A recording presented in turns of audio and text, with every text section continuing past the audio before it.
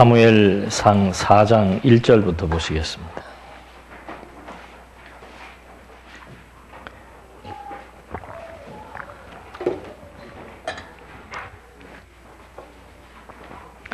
사무엘상 4장 1절. 사무엘의 말이 온 이스라엘에 전해졌다. 이스라엘이 나가서 블레셋 사람들을 맞아 싸우려고 에베네셀에 진을 쳤고 블레셋 사람들은 아벡에 진을 쳤다. 블레셋 사람들이 이스라엘을 대항하여 대열을 갖추고 싸움을 벌였는데 이스라엘이 블레셋 사람들에게 패하였고 블레셋 사람들은 전쟁터에서 이스라엘 병사를 4,000명가량 죽였다. 백성이 진으로 돌아오자 이스라엘의 장로들이 말하기를 왜 여호와께서 오늘 우리를 블레셋 사람들 앞에서 패하게 하셨을까? 우리가 여호와의 언약궤를 실로에서 가져와 우리 가운데 두어 우리 원수들의 손에서 우리를 구하게 하자 하니 백성들이 사람들을 실로에 보내어 그룹 사이에 앉아 계신 만군의 여호와의 언약궤를 가져왔는데 그때 엘리의 두 아들 흠니와 비느하스는 하나님의 언약궤와 함께 있었다. 하나님께서 1000년 전에 약속하신 1000년 전에 아브라함과 약속하신 대로 나라를 세워주겠다는 약속을 했습니다. 그 약속을 위해서는 나라의 3대 요소가 국민과 국토와 국권입니다. 그래서 아브라함의 씨, 그래서 유대인들은 단일 혈통이라고 얘기합니다. 아브라함의 씨를 통해서 번성을 시켜주고 그 다음에 하나님이 주겠다고 약속했던 가나안 땅도 이제 정복을 해준 것입니다. 근데 이제 마지막 남은 약속은 뭔가 명실공히 제대로 된 국가가 형성되려면은 이제 국권이 세워져야 됩니다. 다시 말하면은 통치권이 그것도 정말 왕정 시대니까 그 시대가 왕이 세워져야 되는 이제 그 약속이 남아 있는 겁니다. 그래서 하나님께서는 그 왕을 세우기 위해서 나라를 이제 왕이 세워지면은 나라가 이제 제대로 창건되는 거니까 그 나라를 창건하기 위해서 이제 왕을 준비했고 왕을 세워나가는 과정입니다. 그래서 이 나라를 창건하기 위한 준비, 이걸 지금 우리가 공부를 하고 있습니다. 나라를 세우기 위해서 하나님께서 이제 마지막 사사, 그러니까 왕이 세워지기 이전까지는 사사시대였죠. 그래서 이 마지막 사사인 사무엘을 하나님이 이제 준비시켜서 등장을 시킵니다. 그래서 이 사무엘을 출생, 성장, 소명, 사무엘의 엄마가 한나지요. 아들을 낳지 못했는데 그런 여러 가지 많은 과정들을 통해서 사무엘을 등장을 시킵니다. 사무엘을 등장을 시키는데 하나님의 섭리는 항상 이렇게 양면성을 가지고 교육을 합니다. 사무엘이 등장을 해서 사무엘이 승리하게 하는 걸 통해서 한쪽에서는 또 먼저 있던 엘리 가문, 그러니까 다시 말하면은 뭐 엘리 제사장도 되고 엘리 사사도 됩니다. 그러니까 이 시대에는 제사장, 그 다음에 선지자 또는 그 통치자, 이 세 가지의 어떤 그 권세를 같이 가지고 섭리해 왔던 그런 사사시대였기 때문에 사무엘이 출생하고 성장했을 그 당시에 사무엘의 바로 윗대의 사사가 엘리였습니다. 하나님께서 이제 나라를 창건하기 위해 준비를 하는데 그 윗대의 사사인 엘리의 가문은 하나님께서 이제 몰락을 시키시고 사무엘은 하나님이 승리를 하게 합니다. 이것도 그냥 이유 없이 몰락시키고 이유 없이 승리하게 하는 게 아니고 물론 직접적인 이유들은 있습니다. 엘리 가문이 부패한 거죠. 제사장들이 부패하니까 온전한 제사를 드릴 수도 없고 백성들에게 하나님에 대한 교육도 제대로 되지 않습니다. 그것이 직접적인 원인이었고 또 한 단계 더 나가서의 직접적인 원인은 뭔가 이런 과정들을 통해서 이제 하나님께서 나라를 세우신다는 사실을 백성들에게 알게 해주는 겁니다. 그래서 망하는 것도 하나님의 뜻대로 흥하는 것도 하나님의 뜻대로 보여주어서 그 다음에 이제 등장하는 것이 또 사울이 먼저 등장을 하고 그 다음에 다윗이 이제 명실공히 하나님의 그 언약된 왕조의 계보를 따라서 왕이 되고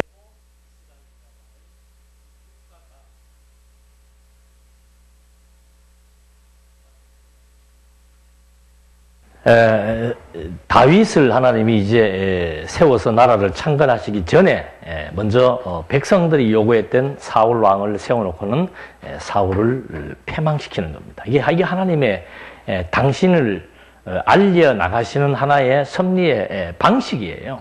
그래서 지금 이제 이 사무엘이 온 이스라엘에게 사무엘은 하나님이 세운 사사라고 하는 사실, 선지자라고 하는 사실을 이스라엘 백성들에게 다 알려주었다 그랬습니다. 이 3장 마지막 장에. 그러니까 이제 사무엘이 딱 섰을 때는 백성들에게 어떤 신적 권위가 있는 거죠. 하나님이 세운 선지자다. 사무엘이 처음에 한 일이 딱 나와서 한 게 뭔가 하면 이제 전쟁 치르는 거예요. 그것도 늘 옆구리에 가시처럼 그 이스라엘 백성들을 괴롭혀왔던 블레셋 사람들. 이 사람들은 그 혈통도 좀 다르고 체격도 굉장히 좋습니다. 그 지금으로 말하면 뭐 유럽 사람이나 마찬가지죠. 그쪽에 있는 그 아시아 지역에서 건너온 그 민족들이기 때문에 그들과 이제 전쟁을 사무엘이 선포를 하고 전쟁을 치르게 되는 거죠. 근데 거기에서 패배하는 겁니다. 전쟁에 처음 전쟁을 이제 이 준비 과정입니다. 나라를 세우기 위한 준비 과정에서 사무엘이 이제 처음에 전쟁 선포를 하고 전쟁을 시작을 했는데 바로 패전을 하면서 보니까 여기 한 몇천 명이 죽죠. 그러니까 백성들이 장로들이 모여가지고 어떻게 생각하는 겁니까? 왜 그럴까? 굉장히 중요한 거예요. 우리가 어떤 살면서 어떤 일이 발생할 때 항상 왜 그럴까? 질문은 왜 그럴까 해놓고서는 이 사람들이 찾은 해답은 뭐였어요? 방법이에요, 방법. 방법 가지고는 안 됩니다. 방법은 일률적인 방법도 없고 이 사람에게 해당되었던 방법이 이 사람에게 그대로 적용되지도 않습니다. 어떤 사람은 이렇게 하니까 성공을 했는데 저 사람은 저렇게 하니까 똑같이 했는데 망하는 사람이 있습니다. 그래서 이 방법론에 치중한다는 것은 지혜롭지 못한 것이죠. 근본적인 원인을 분석을 해야 되는데 질문은 근본적인 원인에 대한 질문을 던져놓고서는 해답은 뭘 찾았는가 하면 방법에서 찾은 거예요. 그들이 찾은 방법은 해답은 뭐였습니까? 언약궤가 지금 없다는 거죠. 언약궤를 우리 가까이 두면은 이제 우리가 전쟁에 승리할 수 있다. 근데 이 언약궤도 그래요.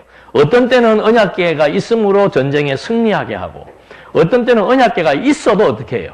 패배하게 하고. 하나님의 섭리는 방법으로 찾기 시작하면은 종잡을 수가 없습니다. 근본적인 원리에 의한 의미를 찾아야지. 하나님께서 왜 그렇게 하셨을까?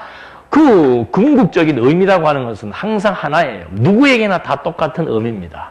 나로 하여금 하나님이 어떤 분으로 지금 이렇게 살아서 내 삶과 내 가정과 우리의 국가 전체를 하나님의 뜻으로 섭리해 나가신다는 사실을 알고 그분만을 의지하고 경외하며 살게 하기 위한 것이 궁극적 하나님의 섭리의 의미다 이 말입니다.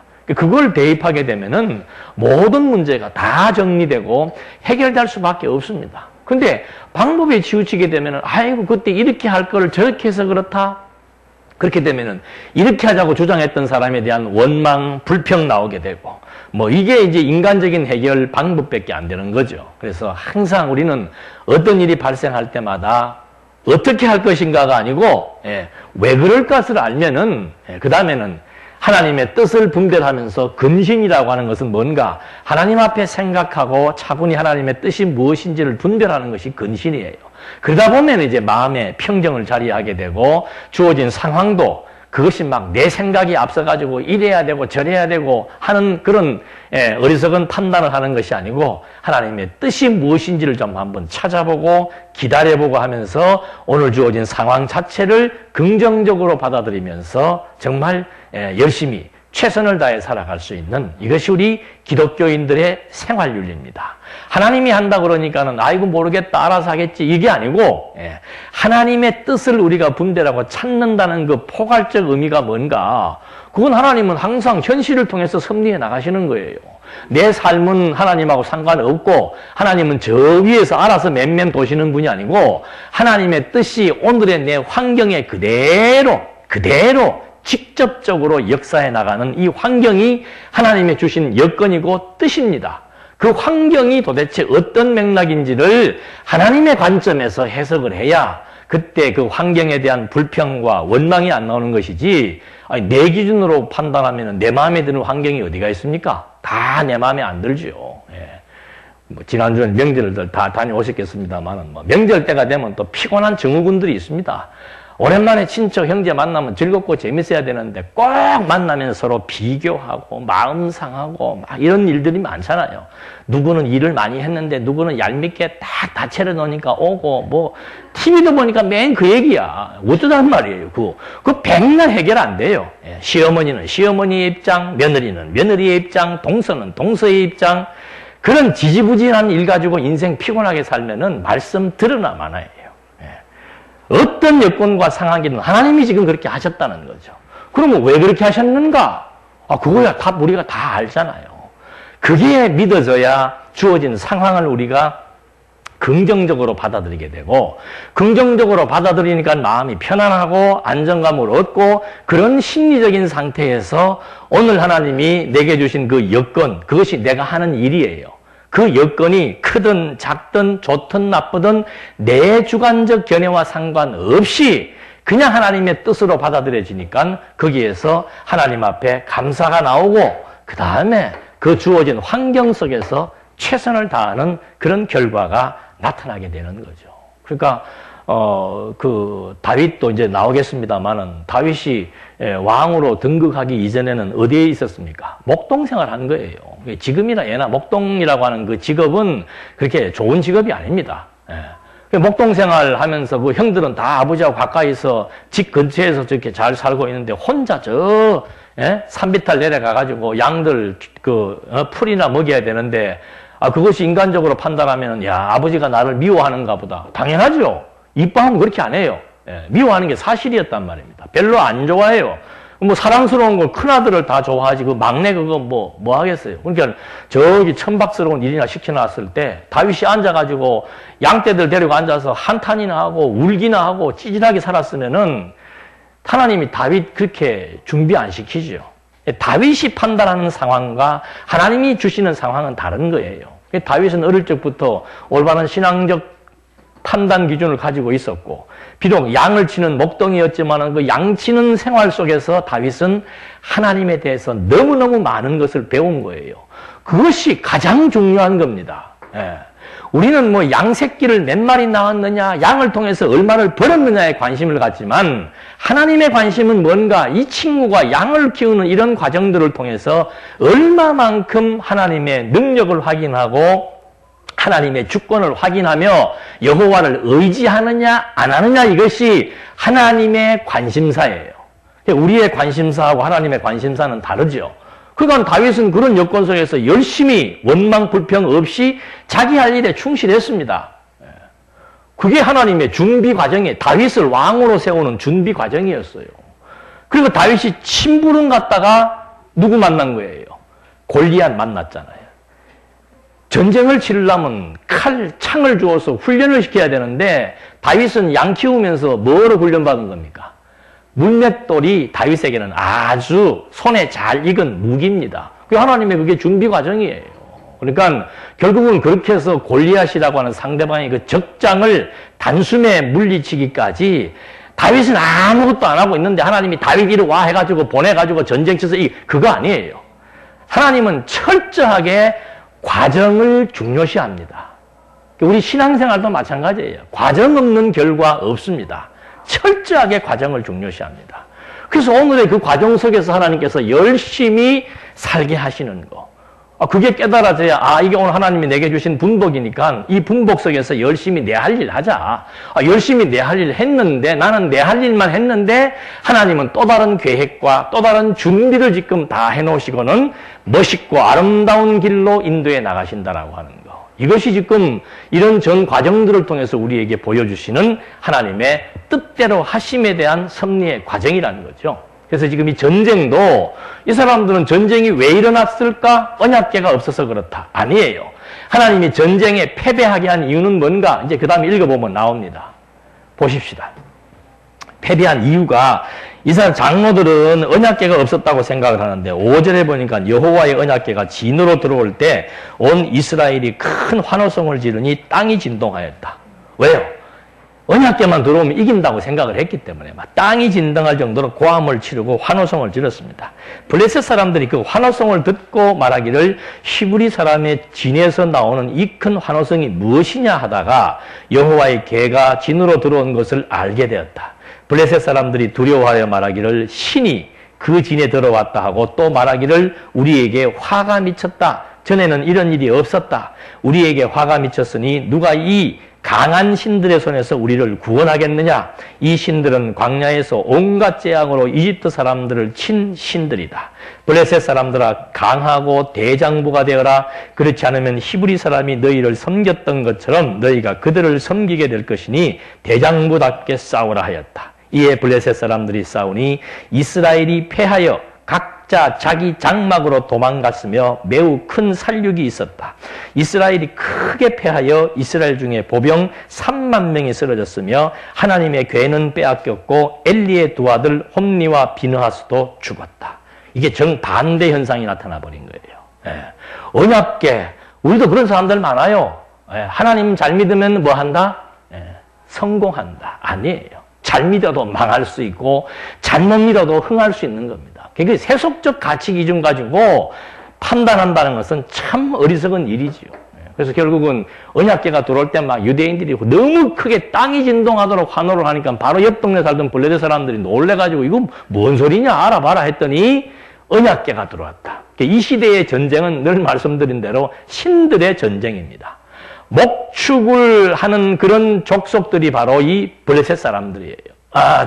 농경 생활을 하는 사람들이 블레셋 사람들, 그리고 해안선을 끼고 있기 때문에 바다의 신을 섬기고 바알 신을 섬기고, 농경은 바알 신, 그 다음에 해안신은 아세라 신 이런 것들이 있나 봐요. 신들이 나름대로 섬기는 신의 그 의미가 있습니다. 근데 유대인들은 목축을 하잖아요. 목축하는 사람들이 섬기는 신은 야훼였다 이 말이죠. 그래서 이 민족 간의 싸움은 곧 신들의 전쟁인데 그 당시는 전부 신종 국가들입니다. 그 결국은 가만히 보니까 그들의 이 신에 대해서 이름을 벌써 블레셋 사람들은 알지요. 과거 지금으로부터 약 한 8,900년 전에 유대인들이 애굽에서 탈출하고 광야를 건너서 가나안 땅을 정복했을 때 그때 함께 했던 신이 누군가? 그게 야훼였다 이 말입니다. 그러니까 그 신들을 섬기는 이 백성들이 그 신상, 자기들로 볼 때는 신상이나 마찬가지죠. 언약궤를 가지고 지금 회중에 들어왔다라고 하니까 두려워 떨면서 도리어 더 그 사람들을 뭐 하는 거예요? 자극시키고 단결을 시킨 거예요. 그러니까 블레셋 사람들이 우리 잘못하면 이제 그 사람들한테 종된다. 지금은 그들이 우리의 종이지만 전쟁에 패배하면 종이 될 수도 있으니까는 우리 모두 이제 용기 백배해서 대장부처럼 우리 결집하고 결단하고 힘있게 나가서 한번 싸워보자 해서는 도리어 블레셋 사람들을 언약궤가 블레셋 사람들을 연합시키고 단결시키고 도리어 강하게 만들어서 전쟁에 패해버리는 하나님의 섭리 역사. 이게 하나님이 하시는 일이에요. 장로들은 가만 보니까는 근본적인 것은 뭔가라는 것을 잘 찾아야 되는데 근본적인 것은 여호와 살아계시다는 사실이고 이 시대의 근본은 뭔가? 지금 여기 바로 맨 마지막 절에 뭐가 나옵니까? 그 전쟁의 패함으로 말미암아 누구도 죽었다? 엘리의 두 아들, 엘리와 누구예요? 홈니와 비느하스 엘리의 두 아들이죠. 이거 죽는다 그랬습니까? 산다 그랬습니까? 이미 예언했습니다. 사무엘을 통해서. 엘리 가문은 패망한다. 예언을 한 거예요. 그러니까 예언을 이루기 위해서 하나님께서 블레셋과의 전쟁을 발발시켰고 1차전에서도 패하게 했고 2차전에서도 패하게 되는 거예요. 그러니까 전쟁 패인의 원인은 뭔가? 하나님의 예언대로 전쟁을 패하게 해서 엘리의 가문을 패망시킴으로 말미암아 하나님의 예언은 반드시 이루어진다는 사실을 알게 해서 이 모든 역사의 섭리가 누구의 뜻에 따라 하나님의 뜻과 하나님의 능력에 의해서 이 유대의 역사가 지금 주변 나라의 역사까지도 하나님의 뜻과 능력으로 진행된다는 사실. 이걸 지금 백성들에게 여호와의 존재를 알게 하는 것이 근본적인 이유와 목적인데 자꾸 사람들이 직접적인 데만 문제를 해결하려고 생각을 하다가 결국은 패해서 하나님의 예언이 지금 이루어지고 있는 겁니다. 그날에 12절 베냐민의 한 사람이 진영에서 달려가 실로에 도착했는데 그의 옷은 찢어졌으며 그의 머리는 흙을 뒤집어 쓰고 있었다. 그가 도착했을 때 엘리가 길 옆에서 의자에 앉아 살펴보고 있었으니 이는 그의 마음이 하나님의 괴를 염려하고 있었기 때문이다. 그런데 그 사람이 성읍에 도착하여 보고하니 온 성읍이 울부짖었다. 엘리가 울부짖는 소리를 듣고 말하기를 이게 무슨 소란이냐 하니 그 사람이 빨리 와서 엘리에게 보고하였다. 그때 엘리는 98세여서 눈이 어두워서 볼 수 없었다. 그 사람이 엘리에게 말하기를 저는 진영에서 돌아왔습니다. 저는 오늘 진영에서 도망 나왔습니다 하니 엘리가 말하기를 내 아들아 이 일이 어떻게 되었느냐라고 하였다. 소식 전하는 자가 대답하여 말하기를 이스라엘이 블레셋 사람들 앞에서 도망했습니다. 백성 가운데 큰 살육이 있었으며 제사장님의 두 아들 홈니와 비느하스도 죽었고 하나님의 궤도 빼앗겼습니다라고 하니 그가 하나님의 궤에 대해서 말할 때 엘리가 문 옆에 의자에서 뒤로 넘어져 목이 부러져 죽었으니 이는 그가 늙었고 몸이 비대했기 때문이었다. 그가 사살어서 이스라엘을 40년간 다스렸다. 그러니까 전쟁을 발발시키고 전쟁을 패망케 하신 이유가 바로 뭔가? 결국 여기 지금 이 본문에는 안 나와 있습니다. 앞장과 연결에 대해서 해석을 해야만 정확한 문제의 해답이 나오는 거죠. 근데 그 앞에 대한 하나님께서 엘리 가문을 패망시키겠다고 언약을 하고 예언한 내용을 모르면은 이 엘리가 왜 죽었는가? 나이가 많고 몸이 어떻게 해서? 쉽게 말하면 성인병이에요. 몸이 비대해가지고 몸에 콜레스테롤이 많고 막 그 혈관에 기름기가 많이 껴있으니까 충격적인 소식 받고 뭐로 죽은 거예요.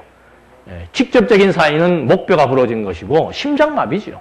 의자에 있다가 그냥 아들이 죽고 언약궤를 빼앗겼다는 소식을 듣자마자 그냥 그 자리에서 푹 꼬꾸라 죽어버린 거죠.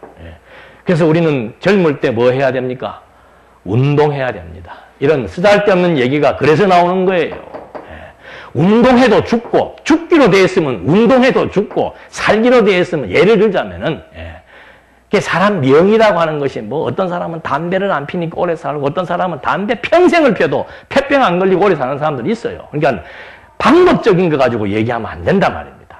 항상 하나님께서 왜 지금 그렇게 섭리해 나가셨는가? 이거 보여주기 위한 거예요. 나라를 창건하기 위해서 하나님이 지금 하나하나 준비해 나가시면서 이런 경로와 과정을 통해서 하나님께서 이미 1000년 전에 아브라함에게 언약하신 대로 유다 지파의 호를 따라 다윗 왕을 왕으로 세워서 명실공히 통일된 왕국을 하나님이 창건하실 것, 그걸 백성들에게 알게 해서 이 유대 나라가 하나님의 언약대로 하나님이 성취하신 하나님의 작품이라고 하는 사실을 백성들에게 알게 하려는 이것이 근본적인 목적입니다. 그래서 패전 소식을 듣고 엘리가 목이 부러져 죽는데 19절에 보니까 그의 며느리 곧 비느하스의 아내가 임신하여 출산이 가까웠는데 하나님의 궤를 빼앗기고 자기 시아버지와 남편이 죽었다는 소식을 듣고 곧 진통이 시작되어 주저앉아 해산하며 이 뭐 지금 완전히 집안이 이제 완전히 다 무너져 몰락하는 거죠.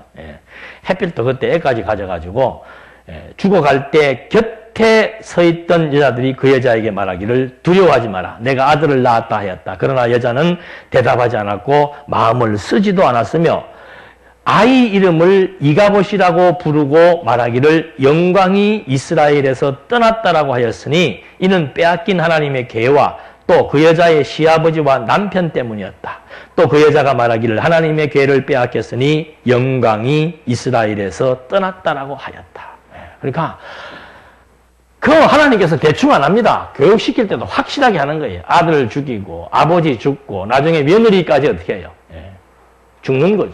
그러면서 그 며느리가 낳은 그 아들을 갑자기 진통이 와가지고 미리 애들을 조사를 했는데 아들 이름으로 뭘 하는가? 이가봇이래라. 뭐가 떠났다? 이 엘리 가문에 하나님의 영광이 떠났다. 왜냐하면 하나님의 예언대로 하나님이 성취하신 결과라고 하는 것이 섭리의 근간입니다. 그렇게 해서 패전 소식을 듣고 엘리로 죽고 그 아내가 그 며느리가 아이를 낳았는데 아이의 이름을 이가봇이라고 해서 하나님의 작정대로 예언하게 하고 예언대로 엘리의 가문 작정대로 이 섭리가 하나님의 작정 그걸 다 미리 알려줍니다. 그래야 이게 하나님이 하신 일인 줄 알지요. 알려주고 엘리의 자식들이 범죄하고 그 다음에 그 범죄는 직접적인 요인입니다. 그 범죄로 말미암아 이제 이들을 죽이기 위해서 전쟁을 하나님께서 일으키게 하시고 그 전쟁에 패배함으로 전장에서 두 아들이 죽고 패전 소식을 듣고 이제 엘리의 온 가문들이 이제 다 죽고 마지막 출생하게 된 그 어린 아이의 이름을 통해서도 하나님의 작정과 예언대로 이 가문이 몰락했다는 사실을 통해서 하나님이 여호와라고 하는 사실을 알게 해주는 것. 그래서 그는 여호와 우리 하나님이시라 그의 판단이 온 땅에 있도다라는 고백이 나오게 되는 거예요. 그러니까 이 역사가 지금 전부 무엇대로 되는 겁니까? 우리요 지난 주간에 지금 이북에서 뭐 쏘았어요? 저는 참 재밌는 걸 발견했어요. 이북에서 뭘 쏘았어요? 핵실험을 했잖아요. 이제 핵 보유국입니다. 오래전부터 핵은 있는 거예요. 핵 보유국이 됐습니다. 그러니까 지금 이 남쪽에 있는 사람들은 전부 TV 보면은 나와서 토론하는 주제가 뭐예요? 우리도 핵을 만들어야 된다. 아니다. 우리도 핵 만들어버리면 결국은 또 핵전쟁 벌어진다. 온통 관심은 핵을 만들어야 되느냐 안 만들어야 되느냐라고 하는 어디에 취해 있습니까? 방법에 취해 있는 거예요. 그러니까 또 국민들을 안심시키느라고 국방부에서는 핵하고 상관도 없는 막 항공모함은 그 상관도 없답니다. 저는 몰랐는데. 지금 우리가 막 쏘아댔던 그런 무기들도 핵무기하고는 잽이 안 되는 무기래요. 지금 우리가 쏘아버린 포는 축구장 하나 부신다면은 핵은 서울시를 지금 하나 폭파시키는 그런 그 엄청난 건데 우리도 무기 있다라고 하면서 시위하고 그런단 말입니다. 우리 마음대로 만들 수도 없어요. 일본은 핵 보유국이 지금 돼가고 있는데 우리는 미국에서 제동을 걸어서 못 만들게 하는 거죠. 어떻게 하면 좋겠습니까? 네? 어떻게 하면 좋겠다고? 네. 어저께인가 그저께인가 소련에 뭐가 떨어졌어요? 운석이 떨어졌는데 히로시마의 원폭보다 운석의 그 파워가 몇 배예요? 그거 잘 알고 계시네. 33배예요. 여러분 그거 듣고 무슨 생각 났어요? 인간들이 만드는 핵 가지고에 대해서는 두려워 떨고 하는데 하나님은 지금 우리한테 뭐 보여주는 겁니까? 신경 쓰지 마라 이 말이에요. 운석의 방향을 누가 움직이는 겁니까? 아니 이북에서 예를 들어서 막 핵을 막 몇백 개를 가지고 있다. 그 핵 저장 창고에 뭐가 떨어지면은 그 그냥 농담으로 하나님이 지금 보여준 것 같아요? 저는 그게 아니에요. 저는 계시로 보여요. 해필이면 그것도 우리나라 땅도 아니고 그냥 소련 땅 넓은 데다가 한번 운석 하나 떨어져 지금 거의 뭐 수만 명이 지금 막 상처를 받고 다치고 했더라고요. 보니까. 그러니까 지나가는 돌멩이 하나 떨어뜨렸는데 그 돌멩이 떨어진 돌멩이의 폭발력이 우리가 머리 쓰고 만들어 놓은 핵의 33배나 되는 위력을 가지고 있더란 말입니다. 우리는 그 돌이 있습니까? 없습니까? 없어. 근데 하나님이 뭘 준비해 놓고 계세요? 운석 준비해 놓고 계신다니까. 만약에 무슨 문제가 생기면은 운석 하나 떨어뜨려 놓으면은 끝나는 거예요.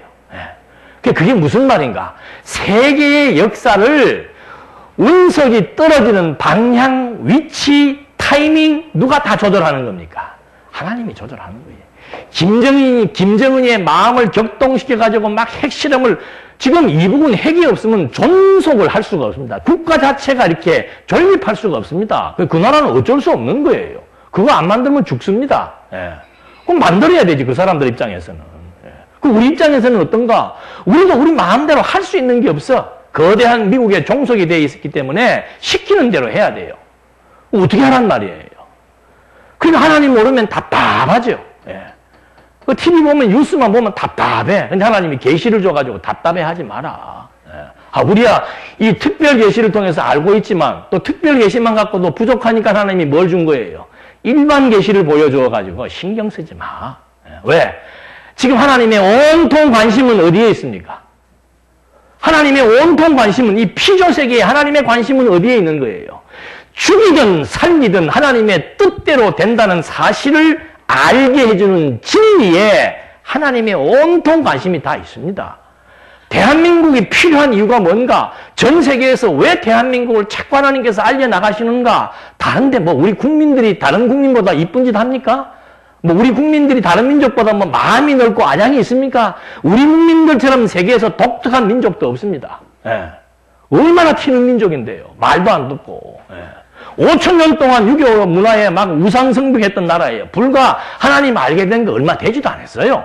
그러면 지금 우리 믿고 있는 우리 기독교인들은 또 하나님 말 잘 듣는가? 그래도 중세시대 때는 1200년이라고 하는 기간을 통해서 기독교가 점점점 부패하고 몰락이 되어 왔다면 한국의 기독교는 몇 년이에요?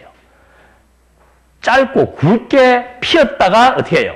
예, 지는 나라예요. 미국은 그래도 몇백 년 동안 기독교 문화가 들어왔습니다. 한국은 반짝이에요. 한 100년 동안 막 전 세계를 강타하도록 확 피어났다가 이제 한 100년 되는 게 어떻게 돼요? 교인들부터 기독교에 대해 교인들부터 하나님에 대해서 관심이 없습니다. 예. 뭐 교인들부터도 뭐 말씀에 대한 관심도 없고 하나님에 대한 관심도 없고 이번 신문 보시면 알겠습니다만은 목사들도 모이면은 전부 정치적인 거, 이권 다툼, 무슨 막 돈, 권력 여기에 전부 관심이 있지 뭐 성경이 어떠고 저떠고 말하는 총회도 없고. 예. 그래도 하나님께서 지금 이렇게 한국을 사랑하시는 이유는 뭐예요? 예.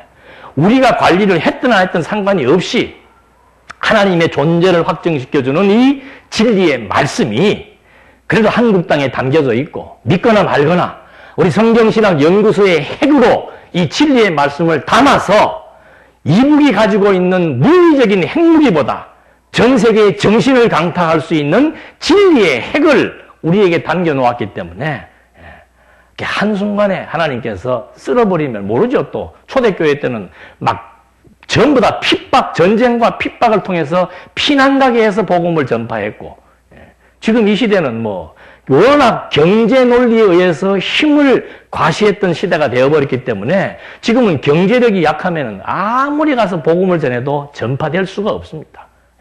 아프리카에 저 난민들이 우리나라에 와가지고 예수 믿으시오 그러면 너나 잘해라 이러지. 우리가 그 뭐 아프리카 사람들 말 듣고 맞아 하겠습니까? 똑같은 이치예요. 그런 맥락에서 봤을 때, 지금 제 생각입니다. 그런 맥락에서 봤을 때는 하나님께서 한국 그렇게 짓밟아서 완전히 폐허 만들어서 복음을 전파하기보다는 자꾸 한국을 세워서 경제, 여러 가지 문화, 여러 가지 뭐 지금 문화 보십시오. 전 세계에 그런 경우가 어디가 있습니까? 예?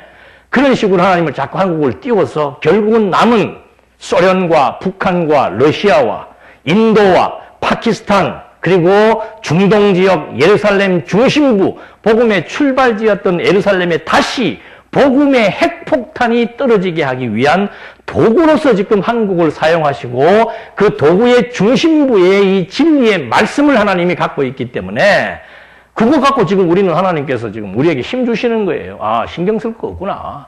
뭐 정치적으로 할 사람들은 정치적으로 하고 우리는 궁극적 의미를 찾아보니까 아, 하나님께서 무엇 때문에 이렇게 승리해 나가시는 것을 아니까 하나님께서 우리 각자에게 주어진 생업이면 생업, 은사면 은사, 교회면 교회, 가정이면 가정, 직장 속에서 우리에게 맡겨진 일에 대해서만 열심히 하면서 내 삶의 목표점을 어디에 두고 사느냐 그것만 잊어버리지 않으면 되는 거예요. 아까 우리 기도하시는 분 기도 잘하시더만. 예. 모든 것 하나님 앞에서 생각하고 하나님 앞에서 판단하고 어떻게 하는 것이 하나님 앞에 경외하며 사는 삶일까? 하나님에 대한 존재를 잊어버리거나 하나님 앞에서의 모든 사고의 판단 기준이 흐트러져 버리면은 아무것도 아닌 거예요. 사는 것 자체가 재미가 없다니까. 예. 뭐예요? 똑같이 쳇바퀴 도는 삶인데. 예. 없는 사람들이야 돈 한 번 가져봤으면 좋겠다지만 돈 가진 사람들 살아가는 행태 보십시오. 안 살아보면 몰라요. 예? 똑같은 거예요. 정말 하나님의 백성으로서 하나님을 경외하며 산다는 거 이것이 삶의 의미로 딱 확정된 사람은 정말 즐겁고 행복하지요. 예? 어떤 여건과 환경을 만나더라도 즐겁고 기쁘고 행복하고 감사하고 어쩌자고 하나님께서 나에게 이런 진리의 말씀을 깨닫게 해서 이런 정말 의지할 대상이 없는 이런 피폐해진 세상에 살면서 하나님 의지하면서 누군가 존경의 대상이 없는 이런 피폐한 세상 가운데서 정말 경외할 수 있는 대상을 찾고 변질되지 않는 신을 찾고 그래서 그분을 의지하면서 그분과 함께 세계를 해석하고 세계를 바라보고 내 인생관과 가치관을 정립해 나가면서 살아갈 수 있다. 이거 이상 큰 힘이 어디가 있냐 이 말이에요. 그래서 지금 하나님께서 이런 일반 계시적 상황들도 역시 마찬가지로 이 시대는 실제 전쟁을 통해서 역사했는데 지금도 뭐 전쟁이 일어날지 안 날지는 모르지만은 전쟁이 일어나든 안 나든 결국 하나님의 궁극적 목적은 하나라고 하는데 귀결이 되고 있는 겁니다. 이래서 5장으로 이제 넘어가 보면은 하나님께서 이제 엘리 가문을 예언대로 패망하게 하시고 그 다음에 사무엘은 또 하나님의 언약대로 승리하게 하시는 내용이 나옵니다. 블레셋 사람들이 하나님의 궤를 빼앗아 에벤에셀에서 아스돗으로 가져갔다. 블레셋 사람들이 하나님의 궤를 빼앗아 다곤 신당으로 가져다 다곤 곁에 두었는데 아스돗 사람들이 다음날 일찍 일어나서 보니 다곤이 여호와의 궤 앞에서 쓰러진 채 얼굴을 땅에 대고 있었으므로 그들이 다시 제자리에 세워놓았다. 그들이 그 다음날 아침 일찍 일어나서 보니 다곤이 여호와의 궤 앞에서 쓰러져 얼굴을 땅에 대고 있었는데 다곤의 머리와 두 손은 잘려서 문지방 위에 있고 오직 다곤의 몸통만 남아 있었다. 그러므로 다곤 제사장들이나 다곤 신전에 들어가는 모든 사람들은 아스돗에 있는 다곤의 문지방을 오늘날까지 밟지 않는다. 이 지금 계속해서 이 언약궤가 지금 완전히 언약궤를 통해서 하나님이 계시를 하는 거예요.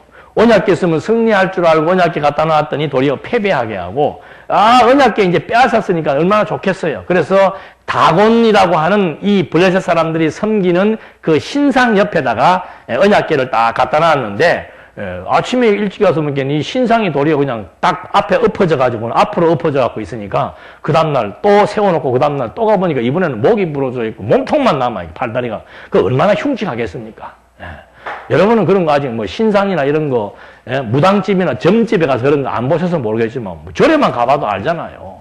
절 앞에 막 부처 있는데 아침에 일어나서 가보니까는 불공들이로 갔더니 부처 목이 달랑 떨어져 있고 팔다리가 다 꺾어져 갖고 그 불상 거기에 턱 넘어져 있으면은 거기 있는 뭐 중들 난리 나겠죠. 이거 하나님 신의 재앙이다 그러고 난리 나는 똑같은 거예요 사람들은. 그런 끔찍한 일들이 벌어져 갖고는 그 뭐 다리가 문지방에 하나 떨어져 있으니까 그 다음부터는 문지방 안 맞는다 그러잖아요. 무서워가지고.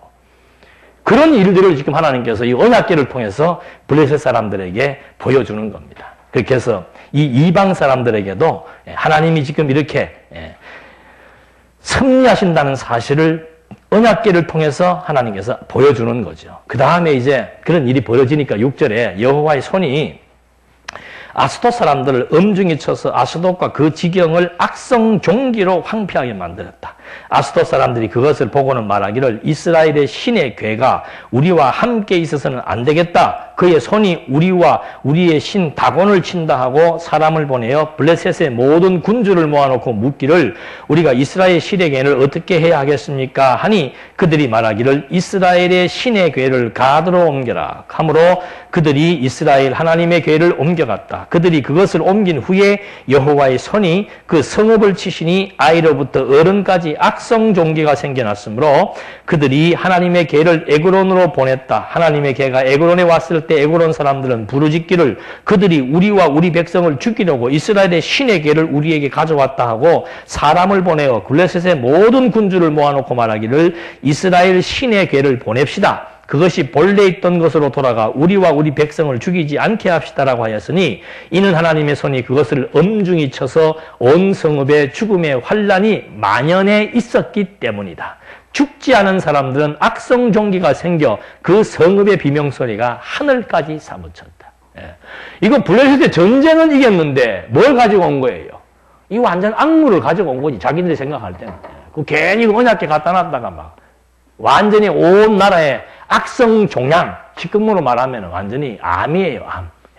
암, 피부암, 막 이런 악성 종양들이 만연하니까는 막 죽은 사람도 있고 안 죽은 사람들은 고통, 얼마나 안이 고통스럽습니까?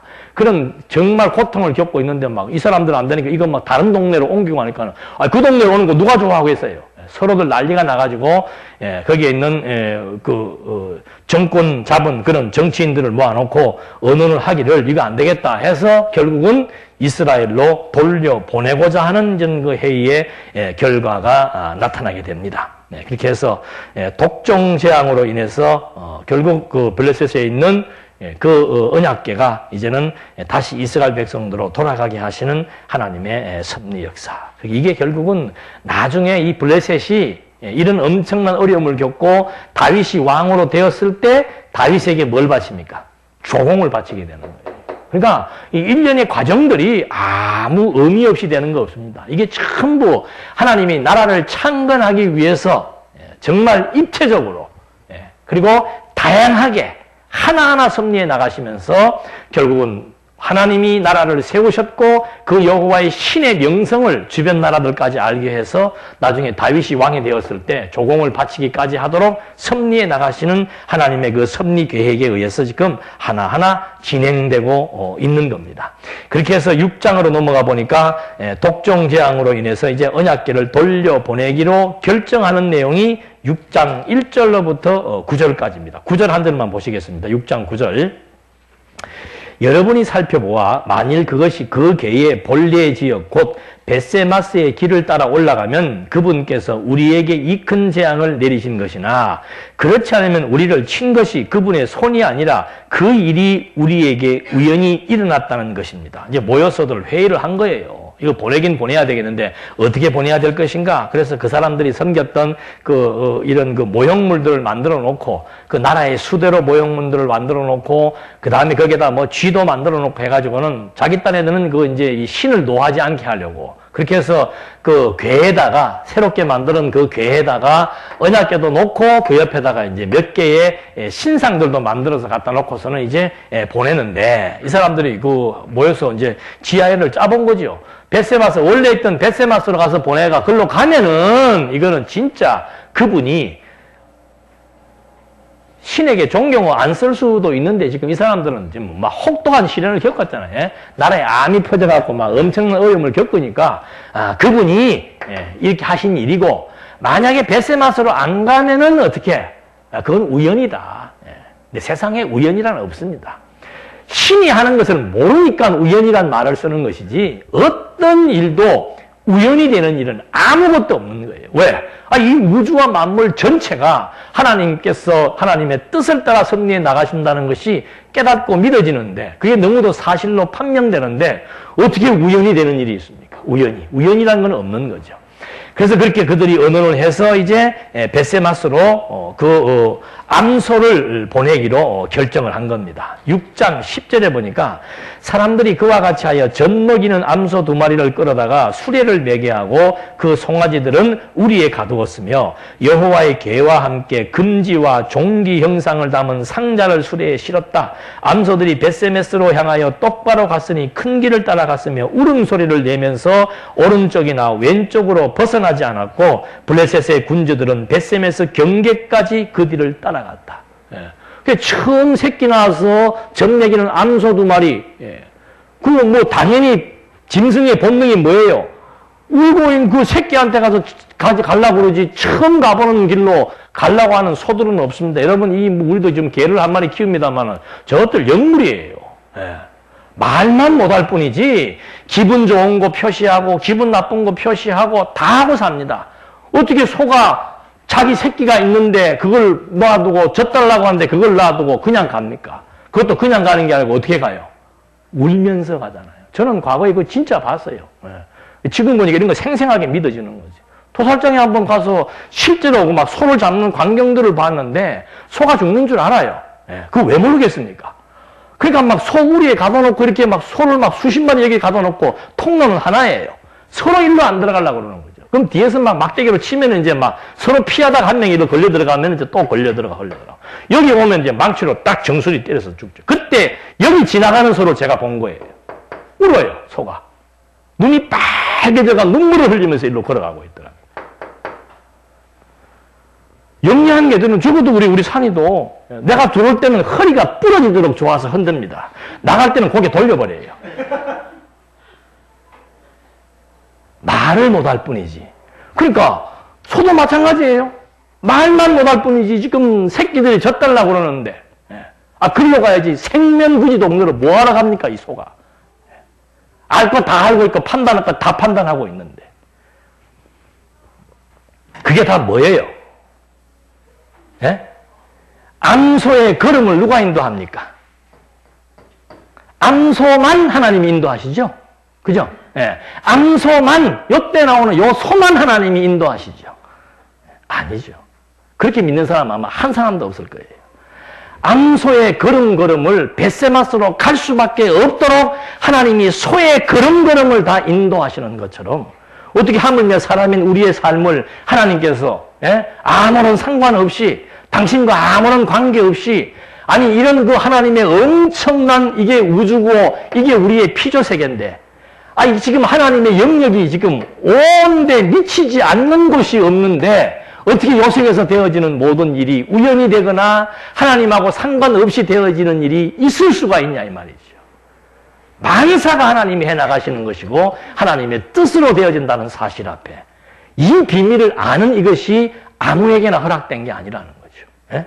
정말 이 비밀이 깨달아질 때 주어지는 모든 상황과 사태에 대해서 해석할 수 있고 해석이 긍정적으로 되어야만 마음이 평안해지고 힘을 얻고 그래서 그분을 의지하며 사는 것이 우리에게 행복이 된다는 것을 우리는 너무도 잘 알고 있는데 이렇게 이 벳세마스의 소가 결국은 울음을 소리를 내면서도 오른쪽이나 왼쪽으로 벗어나지 않고 벳세마스를 향해서 걸어가게 하시는 하나님의 섭리 역사. 그때 벳세마스 사람들이 골짜기에서 밀을 추수하고 있는데 눈을 들어 괴를 보고 기뻐. 갑자기 무슨 보니까는 막 언약궤가 지금 소를 싣고 언약궤가 올라오고 있는 거죠. 14절 수레가 벳세마스 사람 여호수아의 밭 큰 돌이 있는 곳에 이르러 멈춰서니 그들이 수레의 나무를 쪼개어 암소들을 여호와께 번제로 드렸으며 레위 사람들이 여호와의 궤와 그 옆에 있는 상자와 그 안에 있는 금으로 만든 물건들을 내려다가 큰 도리에 놓으니 그날 벳세메스 사람들이 여호와께 번제를 드리고 다른 제물도 드렸다. 블레셋 사람의 5 군주들이 그것을 보고 그날 에그론으로 돌아갔다. 블레셋 사람들이 여호와께 속건 제물로 드린 금종기는 아스돗을 위하여 하나, 가사를 위하여 하나, 아스글론을 위하여 하나, 가드를 위하여 하나, 에그론을 위하여 하나였고 금지는 요새화된 성읍으로부터 성벽이 없는 마을까지 5 군주들에게 속한 블레셋의 모든 성읍수와 같았다. 여호와의 궤를 올려놓았던 큰 돌은 증거물로서 오늘날까지 벳세메스 사람 여호수아의 밭에 있었다. 그게 하나의 제단이었죠. 그러니까 이 블레셋 사람들은 자기들이 드렸던 그 신상 그 만든 그 제물 역할을 하는 그런 것들도 자기들의 소원을 다 담아서 만든 거예요. 그 이루어집니까? 안 이루어집니까? 택도 없는 소리죠. 자기들이 아무리 뭐 계획해서 거기다가 바쳤다 한들 여호와는 만사를 당신의 계획대로 섭리해 나가시는 분이기 때문에 인간들의 무슨 어떤 행동, 방법, 정성, 봉사 그거에 따라서 반응하시는 분이 아니고 무조건 당신 뜻대로 해나가신다는 거죠. 5절에 사무엘이 19절 벳세마스 사람들이 여호와의 궤 안을 보았기 때문에 여호와께서 그들을 치시니 백성 가운데서 5만 70명이 죽었다. 이건 또 무슨 일이에요? 예? 전쟁에서는 뭐 아까 3만 명인가 4만 명밖에 안 죽었는데 아이고 유대인들이 그냥 그 벳세마스 사람들이 그 언약궤 안을 한번 들여다보다가 도리어 막 더 많은 사람들이 죽는 참극이 또 여기서 벌어지는 거예요. 그래서 여호와께서 백성들을 크게 치셨으므로 그들이 슬피 울었다. 벳세메스 사람들이 말하기를 여호와 이 거룩하신 하나님 앞에 누가 설 수 있겠느냐? 그분이 우리에게서 떠나 누구에게로 올라가시겠느냐 하고 기랏 여임 주민들에게 사신들을 보내어 말하기를 블레셋 사람들이 여호와의 궤를 도로 가져왔으니 너희는 내려와서 그것을 너희에게 옮겨가거라 하였다. 그러니까 이 사람들도 지금 뭔가 하면 왜 죽은 겁니까? 죽은 이유가 뭐예요? 언약궤를 만지거나 보면은 죽는다고 이미 모세 때 하나님이 다 언약을 해준 겁니다. 그러니까 이 언약궤 자체가 능력이 있는 것이 아니고 언약궤를 통해서 지금 하나님이 살아계시며 하나님이 섭리하신다는 사실을 보여주고 그걸 알고 그래서 여호와 경외하는 것이 언약궤의 용도인데 이 사람들은 언약궤만 중요하게 여겼지 그 언약궤를 통해서 하나님의 살아계심이나 하나님을 의지함이나 하나님을 경외함하고는 상관없는 거예요. 그냥 모여가지고 막 이거 하면 돌아왔으니까 또 사람이 그렇잖아요. 뭐 하지 마라 그러면 어떻게 해요? 하고 싶고 보지 마라 그러면 어떻게 해요? 더 보고 싶잖아. 그 언약궤 만들어서 또 이렇게 다 보여주면 좋은데 이걸 또 위에다가 이런 막 궤까지 덮어가지고는 만져도 죽고 보도 죽는다고 해놔놓으니까는 평소에 사람들이 얼마나 궁금했겠어요. 예? 하나님의 살아계심에 대한 확신을 갖고 있는 사람들이야 그거 만지고 싶지도 않고 보고 싶지도 않겠지만은 하나님에 대해서 이미 이 사람들이 신앙들이 벌써 다 풀어져가지고 자기중심적으로 돼 있는 그런 상황이니까 벌써 하나님께서 언약궤를 통해서 약속하신 약속의 내용들을 잊어버리고 그냥 서로 그냥 여러분 죽은 사람이 5만 몇천 명이니까는 그 언약궤 놓고 막 생각을 해보십시오. 잠실에 다 참은 5, 6만 명이에요. 그 많은 사람들이 막 언약궤 구경할 거라고 막 몰려갖고 있는데 틈사이라도 봤으면 다 죽는 거야 지금. 구약시대 때는 진짜 이걸 신학적 의미 분석으로 해석을 하지 못하면은 이게 도대체 무슨 조화인지 알 수가 없는 거죠. 역사적으로는 하나님이 언약대로 나라를 창건하신다는 사실, 하나님이 하신다는 거 지금 언약궤를 통해서 망하게도 하고 흥하게도 하고 죽이기도 하고 살리기도 하고 하나님이 지금 다 보여주고 있는 겁니다. 뭘 통해서? 미리미리 예언하고 미리미리 약속된 대로 섭리해 나가심으로 말미암아 이제 이 유대 백성들, 왕이 없는 유대 백성들에게 하나님의 작정대로 왕을 세우셔서 하나님이 나라를 창건하시는 여호와라고 하는 사실, 이걸 백성들에게 알게 해서 하나님의 자기 백성들로 하여금 여호와 의지하고 경외하며 살게 하시려는 궁극적 목적을 이루어 나가는 과정이라고 하는 사실들을 확인해 보았습니다. 기도하시겠습니다. 하나님 아버지, 이스라엘 백성들을 통해서 언약궤로 말미암아 섭리하셨던 하나님의 섭리 역사처럼 바로 언약궤 되시는 그리스도가 이 땅에 오셔서 하나님의 언약대로 죽으시고 하나님의 언약대로 부활하셔서 정말 하나님의 살아계심을 확증시켜준 사건들 저희들 잘 알고 있습니다. 이 땅에 살아야 되는 이유와 목적 다시 한번 상고하게 해주시고 우리에게 주어지는 환경과 여건 속에서 하나님 잊어버리지 않고 여호와만을 의지하며 경외하며 살아갈 수 있도록 지혜와 명철을 허락해 주시옵소서. 예수님의 이름으로 기도드립니다. 아멘.